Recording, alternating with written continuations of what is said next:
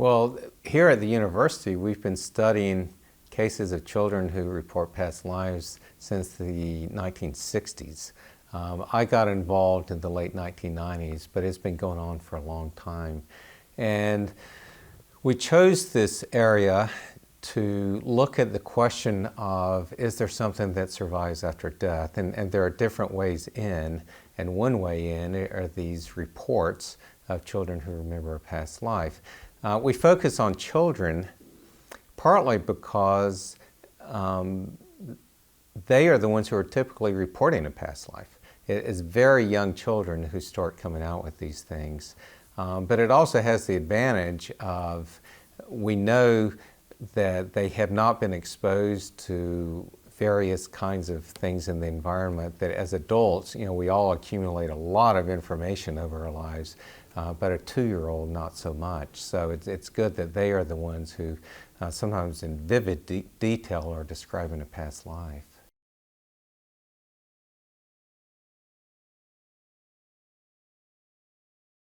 There are some adults who will report memories of a past life that have come in adulthood, sometimes after a particular experience, even either something that leads to recall where they think they remember being somewhere, or through a meditation experience, or sometimes a traumatic experience. But again, those cases tend to be more problematic than the sort of the cleaner cases of these very young children.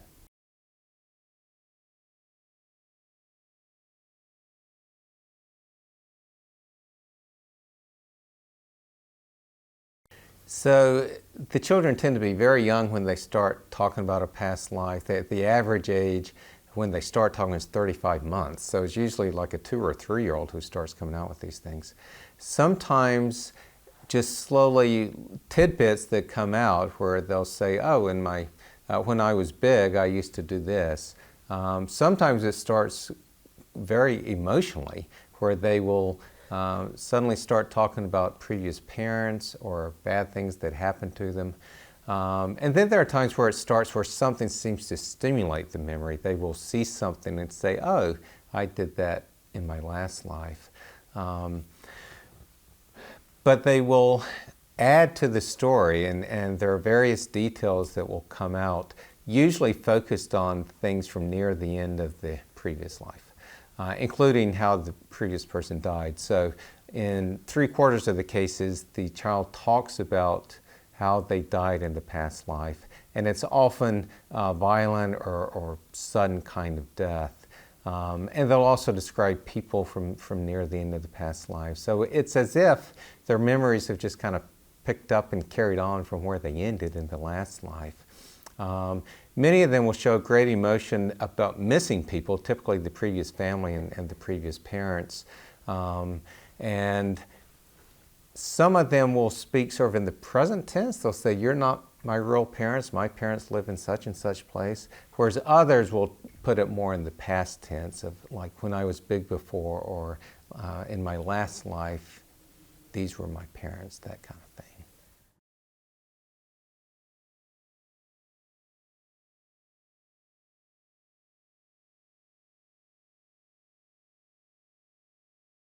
So typically by the time the children are 6 or 7, they stop talking about these things and just kind of go on with their lives. Now, in talking with adults who we originally studied as kids, some of them report at least some memories of the past life in much less detail. So they may not have completely forgotten it, but they certainly, for the most part, stopped talking about it. But that age is also the same time that all of us lose our memories of early childhood. So there are long-term memories that we have at age 3 or 4. So for instance, a 4-year-old may be very attached to a grandparent and they're clearly in long-term memory. But if that grandparent then passes away when the child is 4, by the time they're 7, 8, 9, for the most part, they probably have no memories of them. And the brain has undergone tremendous changes at that time, and so there is this clear phenomenon of the loss of early childhood memories. So in our cases, along with losing memories of early childhood, that they seem to lose the memories from the past life, which would really make sense, that the brain is preparing for the rest of the life, and it lets those memories go.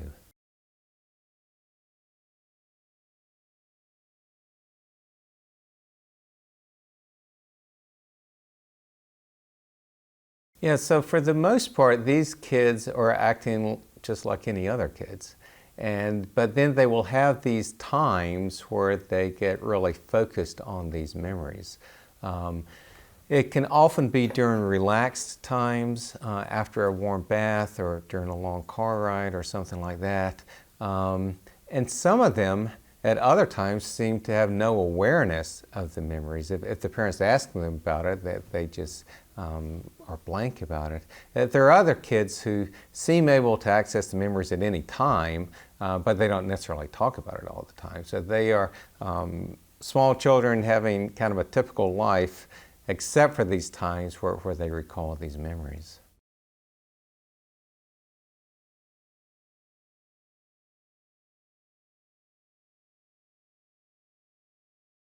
The parents often say that when the children talk about these memories, it's different when they talk about other things. So if they're fantasizing about monsters or dragons or whatever, it tends to be kind of a sing-songy kind of make-believe thing. Whereas with this, they tend to be more serious and matter-of-fact about it. So it often feels very different.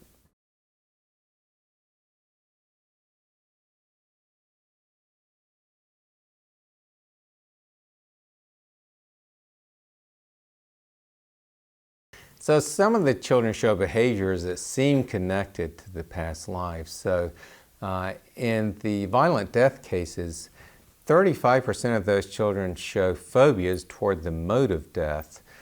So for instance, there was a little girl who basically from the time she was born hated being in water. When she was an infant, it would take 3 adults to hold her down to give her a bath.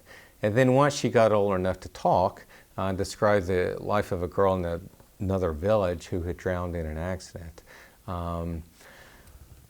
So that's an example of where a fear or an anxiety certainly seems to be connected with these memories that they have. There are other children who will show a connection in their play. They will act out themes that seem connected to the past life. The most common would be acting out the previous occupation. And it can be ones that no one in the family has any connection with, and yet the child is spending hours and hours playing at something. So that, for instance, a little boy who kept playing at being a biscuit shopkeeper just refused to do anything, including schoolwork, because he was just so focused on that. And the previous person, of course, had been a biscuit shopkeeper who the child had not known, the family had not known. There are also children who will show a particular like or dislike that seems connected with the past life, unfortunately including addictive substances. So if the previous person was a heavy smoker or a heavy drinker, the child, sometimes a very young child, would be trying to sneak cigarettes or even sneak shots of liquor, that kind of thing. And then there are some children that show skills that surprises the people around them, that how good they are at something. So there's an American case where a little boy talked about being a golfer from the 1920s, and his parents, they didn't golf and they didn't know much about it, but from the time he was 3 years old, he was showing a lot of ability. And I've had periodic follow-up from the family, and he won dozens of golf tournaments. So he wasn't necessarily a Tiger Woods kind of prodigy, but he was extremely gifted in golf from a very early age, and that connected with the memories that he reported.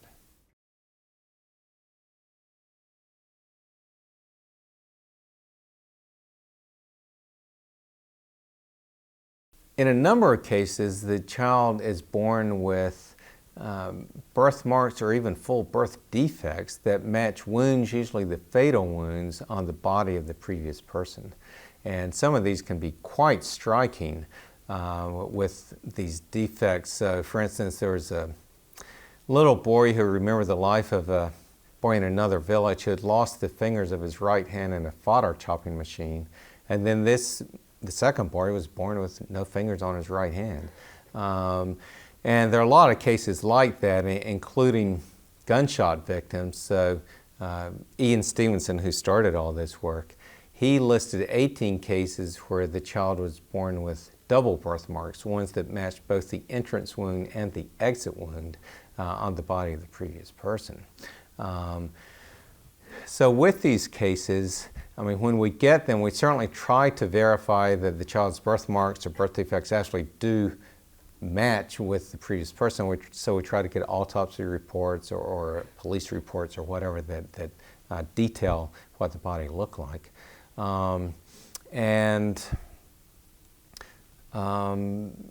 These are examples that it goes beyond just memories, that there's this physical component that appears to have carried over. And it gets rather hard to explain. The way that I put this together is that when the previous person was usually being murdered, it was a very traumatic experience, and the images of that stayed with the consciousness. The consciousness then carried over, somehow connected with a developing fetus, and those images then affected the development of that fetus. And we do know from other kinds of work that sometimes images in the mind can produce very specific effects on the body. And in these cases, it would seem to be very specific ones that match the ones the previous person had.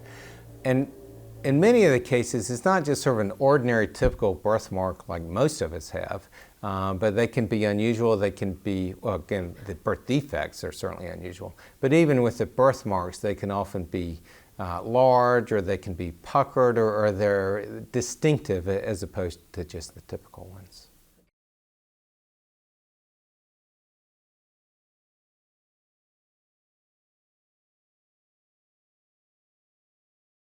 People wonder, well, is it just a coincidence that the birthmark matched the wound?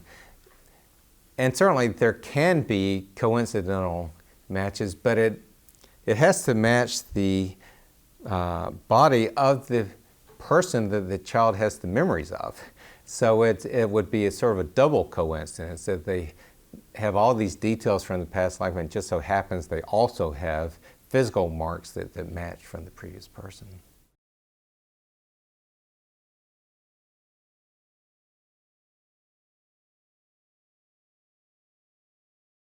So the cases are easiest to find in places with a belief in reincarnation. So we've got a lot of cases from places like India, Thailand, but they're found wherever anybody looks for them, and they've been found on all the continents.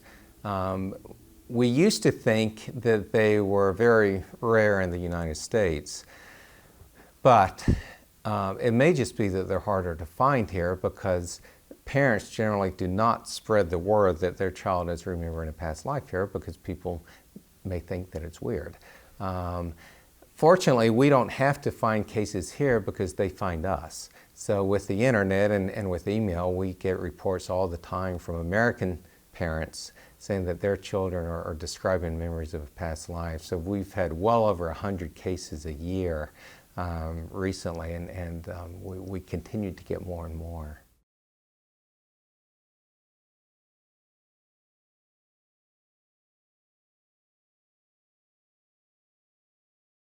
We've gotten over 100 reports a year. As far as ones where there's enough sort of meat on the bones for us to study, those are much less common.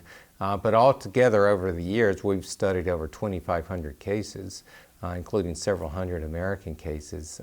So there are a lot of cases out there.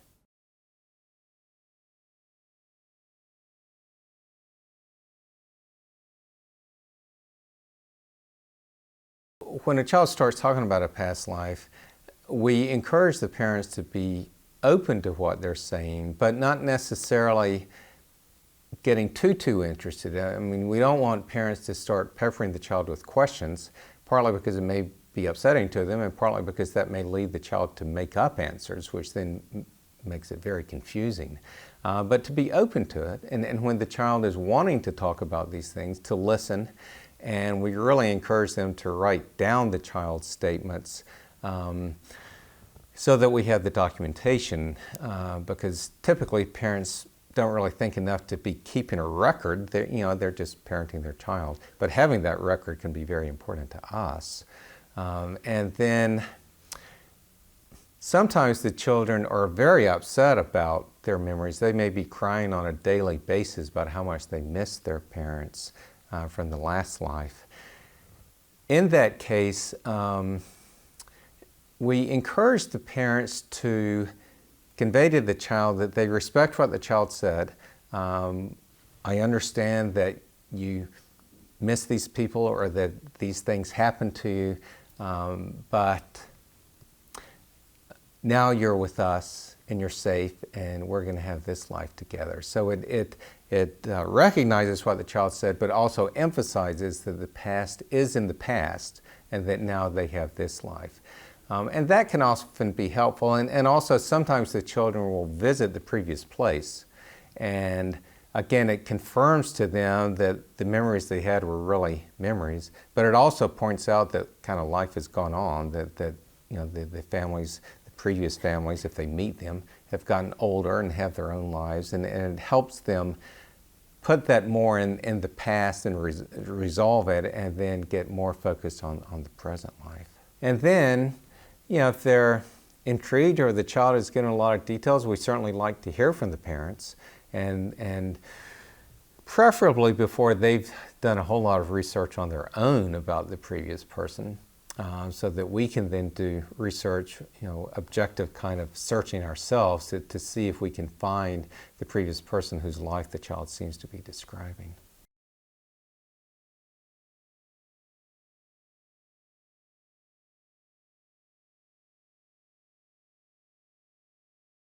Yeah, so when we get the reports, what we focus on is, has the child said things that can be verified to be accurate for somebody who actually lived before?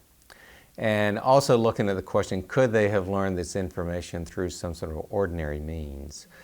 So sometimes the child is, particularly in the Asian cases, the child may be describing a deceased family member who died or someone in the same village.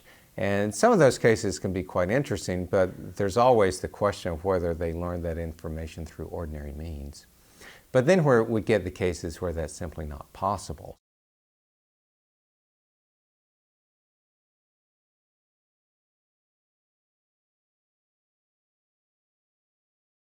We had an American case, a little boy named Ryan, where his mom sent us a letter because he had talked about a life in Hollywood on a daily basis for a year.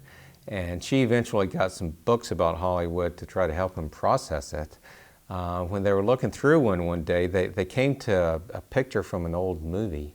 And he pointed at one of the men and said that's who he had been in his past life. And it was an extra in the movie, had no lines, so she couldn't identify who that was. And it took us a lot of effort to identify it. Eventually, with the help of a Hollywood archivist, we were able to do that. And Ryan made a lot of statements, and over 50 of them matched this guy's life. And he was someone who was completely obscure, who had died 40 years before Ryan was born. I mean, there was no chance that he learned about this guy by accident, and yet there were all these details that fit. So that's the kind of case that we really look for, because there's so much that can be verified.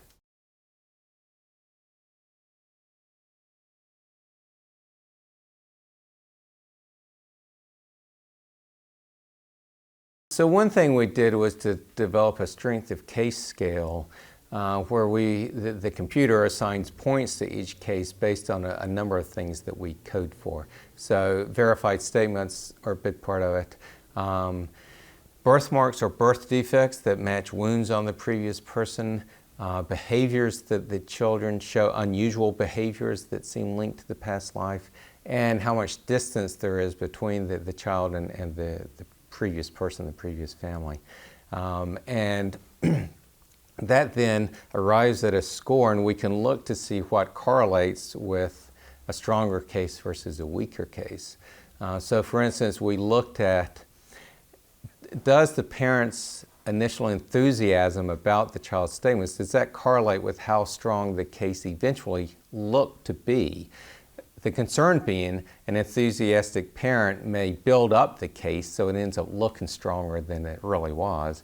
But what we see, there's no correlation. So it doesn't seem that the parent's attitude toward it affects how much evidence there is of this link to the past life. And then we looked at other factors as well. It seems that in the stronger cases, the children start talking about the past life at an earlier age and also show more emotion as they talk about it. So it seems that there's just more kind of past life residue that has come through that the child is experiencing.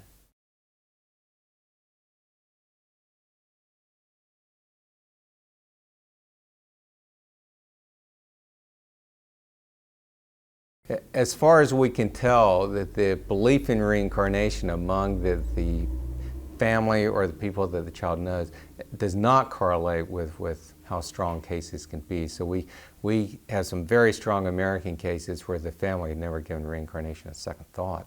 And some of them where the parents were actively opposed to the idea of reincarnation, and yet they eventually became persuaded that their child was in fact remembering a past life.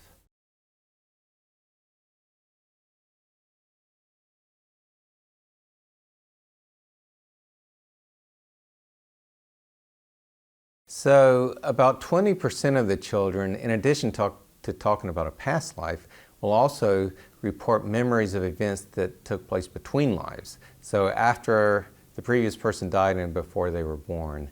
And there are different kinds of details that they give. Some of them essentially describe a near-death experience of when they died, floating above the body, often encountering other beings or angels or that sort of thing. Others will talk about staying near the previous family or where the previous person died, and will report seeing events happening. So some of them will describe the funeral of the previous person, sometimes giving verifiable details. So for instance, there's a little girl in Thailand that made a lot of statements about the past life, but one thing that she said, she complained that her ashes had been scattered rather than buried the way she wanted them to be. Well, the previous person was a woman who, when she died, she wanted her ashes buried under the bow tree of the temple complex where she studied. But when her daughter went to bury the ashes, the root system of the tree was so extensive that she couldn't bury them, so she scattered them instead. So that was a verified detail from between lives. Some of the children will also talk about going to other realms like heaven. The American kids may use the word heaven. And then some of them will also talk about sort of coming back to this life, either seeing their parents before they were born, or sometimes choosing their parents.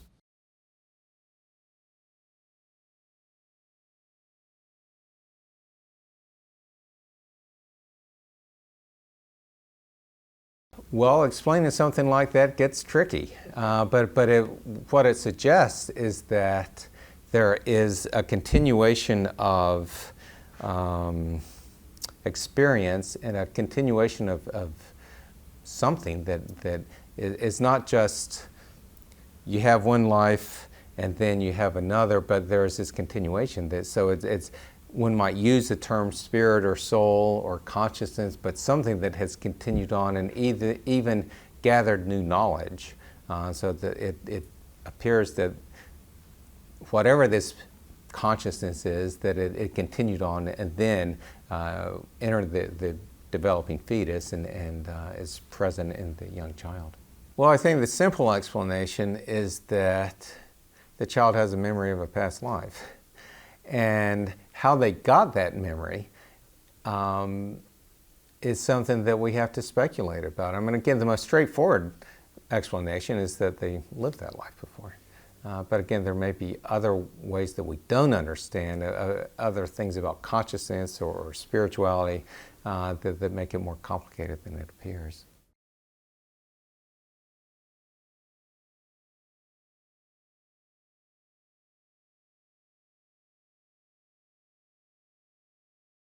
The most common skeptical explanation is that for most of our cases, the families did not write down the child's statements before people went to search out the previous person. So the skeptical explanation is that once the two families met and shared information, then they credited the child with more information about the past life than he or she really had.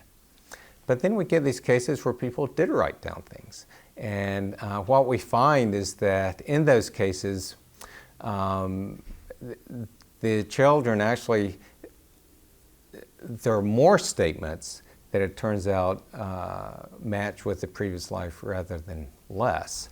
And I think that's because if people don't write it down, then people forget some of the things that the child says. But when they do write them down ahead of time, before anyone searches for the previous person, we find that they do remember a lot, and those are accurate. So again, a skeptic can say the families just credit the child with a lot more information than they actually gave, but then we have these cases that disprove that.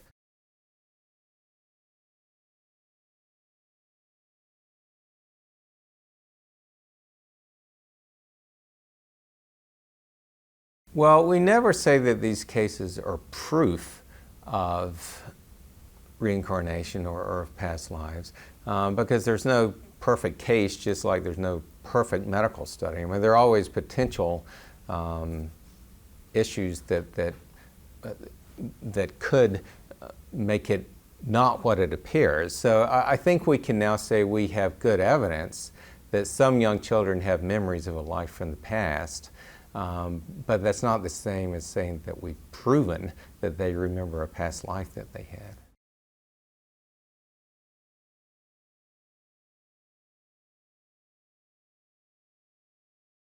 These cases are part of the body of evidence that we don't necessarily end when the body dies, that there can be this part of us that survives and carries on.